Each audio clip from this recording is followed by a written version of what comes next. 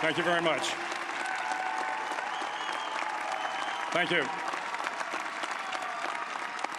Well, thank you, President Powers, Provost Fenves, deans, members of the faculty, family and friends, and most importantly, the class of 2014. It is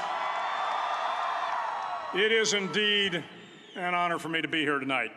It's been almost 37 years to the day that I graduated from UT. I remember a lot of things about that day. I remember I had a throbbing headache from a party the night before.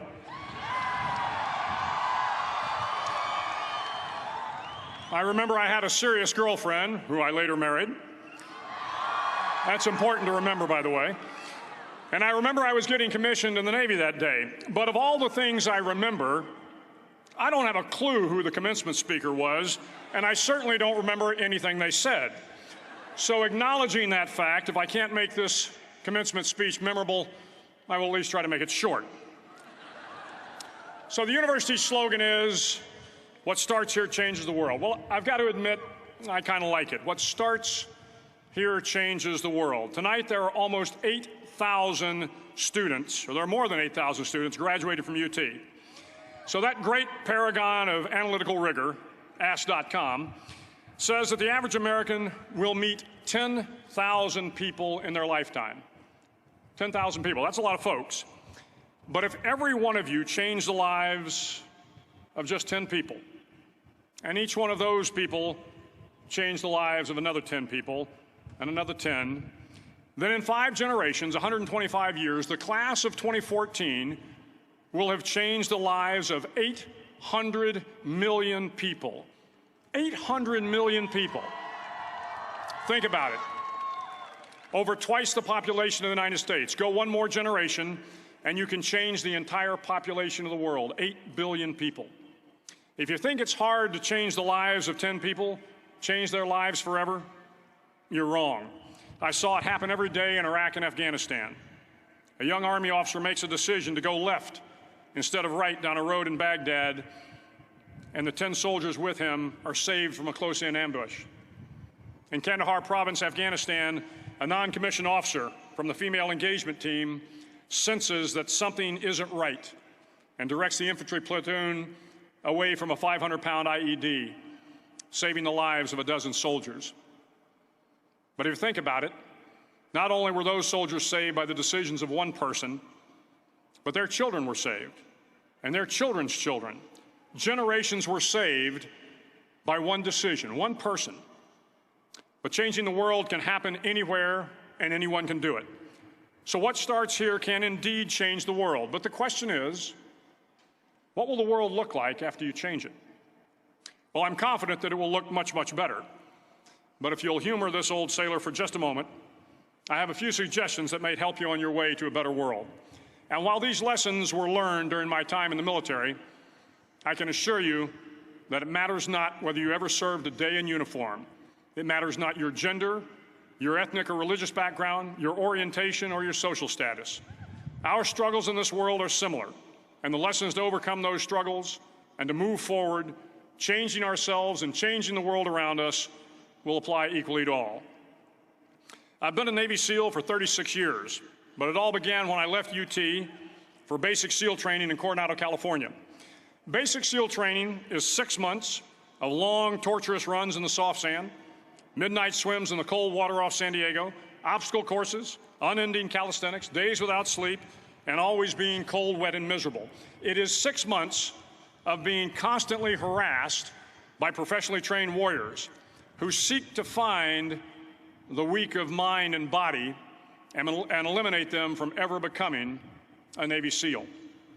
But the training also seeks to find those students who can lead in an environment of constant stress, chaos, failure, and hardships. To me, basic SEAL training was a lifetime of challenges crammed into 6 months. So here are the 10 lessons I learned from basic SEAL training that hopefully will be of value to you as you move forward in life. Every morning in SEAL training, my instructors, who at the time were all Vietnam veterans, would show up in my barracks room, and the first thing they'd do was inspect my bed. If you did it right, the corners would be square, the covers would be pulled tight, the pillow centered just under the headboard, and the extra blanket folded neatly at the foot of the rack. It was a simple task, mundane at best, but every morning we were required to make our bed to perfection. It seemed a little ridiculous at the time, particularly in light of the fact that we were aspiring to be real warriors, tough, battle-hardened SEALs. But the wisdom of this simple act has been proven to me many times over. If you make your bed every morning, you will have accomplished the first task of the day. It will give you a small sense of pride, and it will encourage you to do another task, and another, and another. And by the end of the day, that one task completed will have turned into many tasks completed. Making your bed will also reinforce the fact that the little things in life matter. If you can't do the little things right, you'll never be able to do the big things right. And if by chance you have a miserable day, you will come home to a bed that is made, that you made. And a made bed gives you encouragement that tomorrow will be better. So if you want to change the world, start off by making your bed. During SEAL training, the students are all broken down into boat crews. Each crew is 7 students, 3 on each side of a small rubber boat, and 1 coxswain to help guide the dinghy. Every day, your boat crew forms up on the beach and is instructed to get through the surf zone and paddle several miles down the coast. In the winter, the surf off San Diego can get to be 8 to 10 feet high, and it is exceedingly difficult to paddle through the plunging surf unless everyone digs in. Every paddle must be synchronized to the stroke count of the coxswain. Everyone must exert equal effort, or the boat will turn against the wave and be unceremoniously dumped back on the beach. For the boat to make it to its destination, everyone must paddle. You can't change the world alone. You will need some help. And to truly get from your starting point to your destination takes friends, colleagues, the goodwill of strangers, and a strong coxswain to guide you. If you want to change the world, find someone to help you paddle. Over a few weeks of difficult training, my SEAL class, which started with 150 men, was down to just 42. There were now 6 boat crews of 7 men each. I was in the boat with the tall guys, but the best boat crew we had was made up of the little guys, the Munchkin crew, we called them. No one was over 5'5". The Munchkin boat crew had 1 American Indian, 1 African American, 1 Polish American, 1 Greek American, 1 Italian American, and 2 tough kids from the Midwest. They out-paddled, outran, and outswam all the other boat crews. The big men in the other boat crews would always make good-natured fun of the tiny little flippers the Munchkins put on their tiny little feet prior to every swim. But somehow these little guys from every corner of the nation and the world always had the last laugh, swimming faster than everyone and reaching the shore long before the rest of us. SEAL training was a great equalizer. Nothing mattered but your will to succeed, not your color, not your ethnic background, not your education, not your social status. If you want to change the world, measure a person by the size of their heart, not by the size of their flippers. Several times a week, the instructors would line up the class and do a uniform inspection. It was exceptionally thorough. Your hat had to be perfectly starched, your uniform immaculately pressed, your belt buckle shiny and void of any smudges. But it seemed that no matter how much effort you put into starching your hat or pressing your uniform or polishing your belt buckle, it just wasn't good enough. The instructors would find something wrong. For failing the uniform inspection, the student had to run, fully clothed, into the surf zone, then wet from head to toe, roll around on the beach until every part of your body was covered with sand. The effect was known as a sugar cookie. You stayed in the uniform the rest of the day, cold, wet, and sandy. There were many a student who just couldn't accept the fact that all their efforts were in vain, that no matter how hard they tried to get the uniform right, it went unappreciated. Those students didn't make it through training. Those students didn't understand the purpose of the drill. You were never going to succeed. You were never going to have a perfect uniform. The instructors weren't going to allow it. Sometimes, no matter how well you prepare or how well you perform, you still end up as a sugar cookie. It's just the way life is sometimes. If you want to change the world, get over being a sugar cookie and keep moving forward. Every day during training, you were challenged with multiple physical events: long runs, long swims, obstacle courses, hours of calisthenics, something designed to test your mettle. Every event had standards, times you had to meet. If you failed to meet those times, those standards, your name was posted on a list, and at the end of the day, those on the list were invited to a circus. A circus was 2 hours of additional calisthenics, designed to wear you down, to break your spirit, to force you to quit.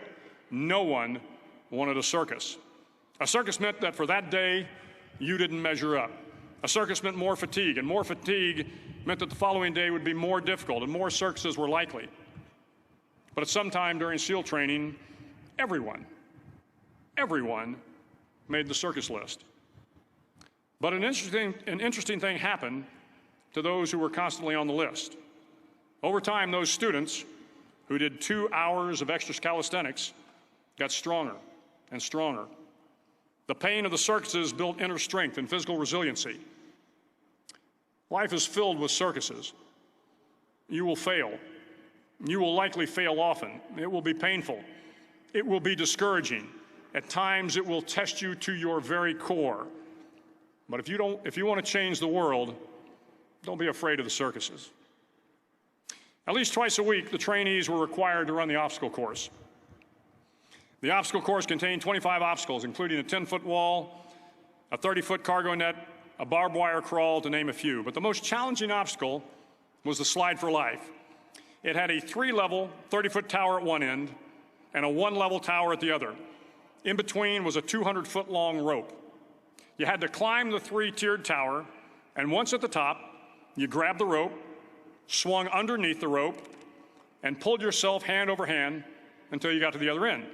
The record for the obstacle course had stood for years when my class began in 1977. The record seemed unbeatable until one day a student decided to go down the slide for life head first. Instead of swinging his body underneath the rope and inching his way down, he bravely mounted the top of the rope and thrust himself forward. It was a dangerous move, seemingly foolish and fraught with risk. Failure could mean injury and being dropped from the course. Without hesitation, the student slid down the rope perilously fast. Instead of several minutes, it only took him half that time. And by the end of the course, he had broken the record. If you want to change the world, sometimes you have to slide down the obstacles head first. During the land warfare phase of training, the students are flown out to San Clemente Island, which lies off the coast of San Diego.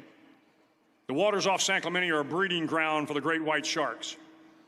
To pass SEAL training, there are a series of long swims that must be completed. One is the night swim. Before the swim, the instructors joyfully brief the students on all the species of sharks that inhabit the waters off San Clemente. They assure you, however, that no student has ever been eaten by a shark, at least not that they can remember. But you are also taught that if a shark begins to circle your position, stand your ground. Do not swim away. Do not act afraid. And if the shark, hungry for a midnight snack, darts towards you, then summons up all your strength and punch him in the snout, and he will turn and swim away. There are a lot of sharks in the world. If you hope to complete the swim, you will have to deal with them. So if you want to change the world, don't back down from the sharks. As Navy SEALs, one of our jobs is to conduct underwater attacks against enemy shipping. We practice this technique extensively during training. The ship attack mission is where a pair of SEAL divers is dropped off outside an enemy harbor and then swims well over 2 miles underwater, using nothing but a depth gauge and a compass to get to the target. During the entire swim, even well below the surface, there is some light that comes through. It is comforting to know that there is open water above you. But as you approach the ship, which is tied to a pier, the light begins to fade. The steel structure of the ship blocks the moonlight. It blocks the surrounding street lamps. It blocks all ambient light. To be successful in your mission, you have to swim under the ship and find the keel, the center line, and the deepest part of the ship. This is your objective. But the keel is also the darkest part of the ship, where you cannot see your hand in front of your face, where the noise from the ship's machinery is deafening, and where it gets to be easily disoriented, and you can fail. Every SEAL knows that under the keel, at that darkest moment of the mission, is a time when you need to be calm, when you must be calm, when you must be composed, when all your tactical skills, your physical power, and your inner strength must be brought to bear. If you want to change the world, you must be your very best in the darkest moments. The 9th week of training is referred to as Hell Week. It is 6 days of no sleep, constant physical and mental harassment, and one special day at the Mud Flats. The Mud Flats are an area between San Diego and Tijuana where the water runs off and creates the Tijuana Sloughs, a swampy patch of terrain where the mud will engulf you. It is on Wednesday of Hell Week that you paddle down to the Mud Flats and spend the next 15 hours trying to survive this freezing cold, the howling wind, and the incessant pressure to quit from the instructors. As the sun began to set that Wednesday evening, my training class, having committed some egregious infraction of the rules, was ordered into the mud. The mud consumed each man till there was nothing visible but our heads. The instructors told us we could leave the mud if only 5 men would quit. Only 5 men, just 5 men, and we could get out of the oppressive cold. Looking around the mud flat, it was apparent that some students were about to give up.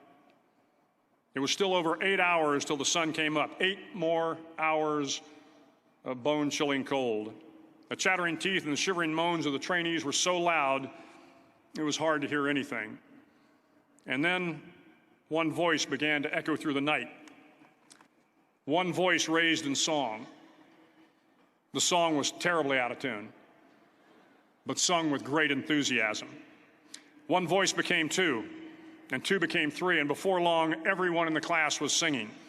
The instructors threatened us with more time in the mud if we kept up the singing, but the singing persisted. And somehow the mud seemed a little warmer, and the wind a little tamer, and the dawn not so far away. If I have learned anything in my time traveling the world, it is the power of hope. The power of one person, a Washington, a Lincoln, King, Mandela, and even a young girl from Pakistan, Malala. One person can change the world by giving people hope. So if you want to change the world, start singing when you're up to your neck in mud. Finally, in SEAL training, there's a bell. A brass bell that hangs in the center of the compound for all the students to see.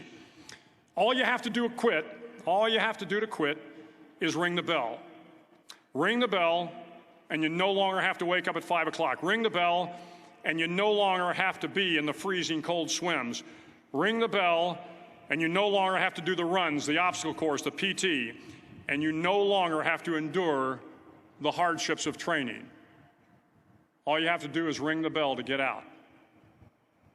If you want to change the world, don't ever, ever ring the bell.